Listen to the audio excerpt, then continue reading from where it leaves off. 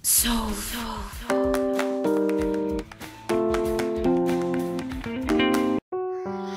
জঘন্য কাজটি করলে আপনার ঘরে হতে পারে হিজড়া সন্তান। অনেক সময় দেখা যায় হিজড়া সন্তানের জন্ম হয়েছে, এর কি কোনো বিশেষ কারণ রয়েছে, অর্থাৎ কোনো বৈজ্ঞানিক ব্যাখ্যা? চলুন জেনে নেই হিজড়া সন্তান জন্ম হওয়ার কারণ। হযরত ইবনে আব্বাস রাদিয়াল্লাহু আনহু বলেছেন, হিজড়ারা জিনদের সন্তান।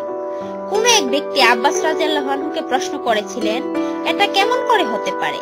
জবাবে তিনি বলেছিলেন, আল্লাহ রাসূল সাল্লাল্লাহু আলাইহি সাল্লাম নিষেধ করেছেন যে মানুষ যেন তার স্ত্রীর মাসিক স্রাব চলাকালে যৌন সঙ্গম না করে।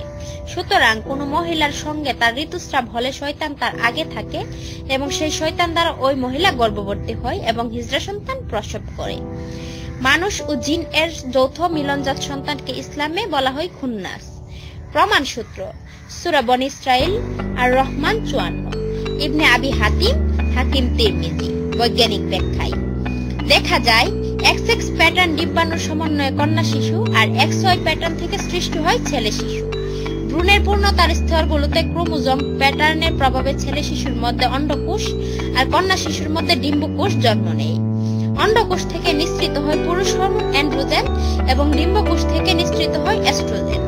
এক্ষেত্রে ভ্রূণের বিকাশ কালে নিষিক্তকরণ ও বিভাজনের ফলে বেশ কিছু অস্বাভাবিক প্যাটার্নের সৃষ্টি হয়, যেমন XXY অথবা XYY।